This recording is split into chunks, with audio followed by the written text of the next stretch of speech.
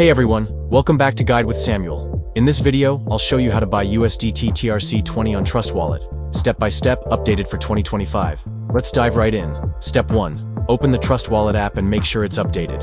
Step 2. If you haven't added USDT TRC20 yet, tap the plus icon in the top right corner, search for USDT TRC20, and enable it. Step 3. Tap on USDT TRC20, then tap Buy. Step 4. Trust Wallet will redirect you to a third-party provider like MoonPay or Transact. Step 5.